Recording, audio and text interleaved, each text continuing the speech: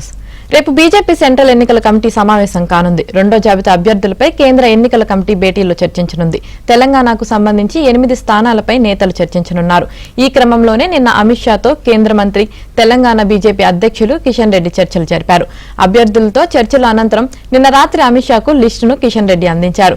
ఈ నేపథ్యంలోనే రేపు లేదా ఎల్లుండి మిగిలిన అభ్యర్థుల పేర్లను ప్రకటించే అవకాశం ఉంది. ఇక పెండింగ్ స్థానాలపై నేతల్లో ఉత్కంఠ నెలకొంది.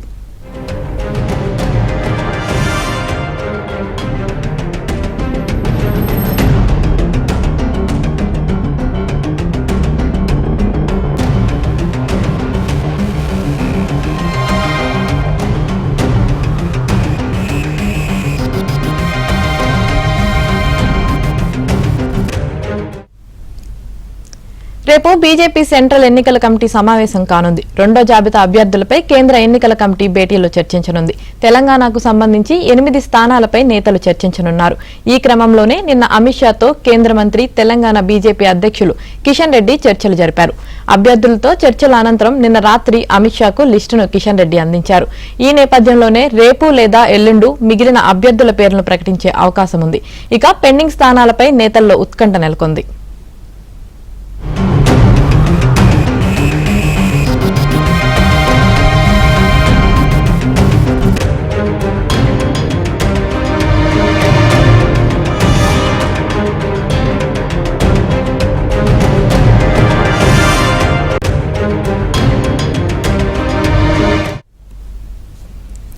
ఇదే విషయానికి సంబంధించి మరింత సమాచారం మా ప్రతినిధి సతీష్ అందిస్తారు. సతీష్, చెప్పండి, రేపు బీజేపీ సెంట్రల్ ఎన్నికల కమిటీ సమావేశం కానుంది. దీనికి సంబంధించి మీ దగ్గర ఉన్న పూర్తి అప్డేట్స్ ఏంటి?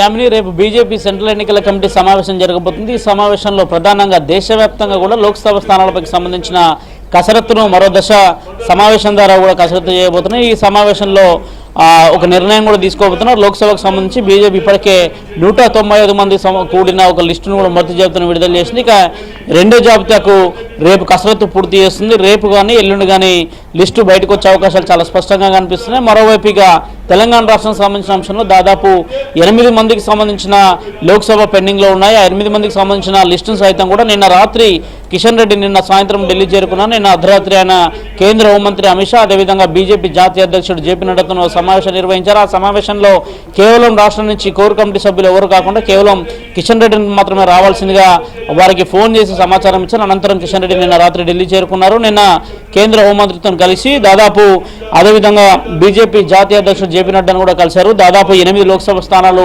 పెండింగ్లో ఉన్నాయి. ఇటీవల 195 మందిని దేశవ్యాప్తంగా ప్రకటన చేస్తే అందులో 9 లోక్సభ స్థానాలకు సంబంధించి బీజేపీ అభ్యర్థులను ప్రకటించారు. ఇక 8 లోక్సభ పెండింగ్ అంశాలు ఉన్నాయి. అందులో ప్రధానంగా 8 లోక్సభలో మహబూబ్ నగర్కి సంబంధించి జితేందర్ రెడ్డి, డీకే అరుణ రేస్లో ఉన్నారు.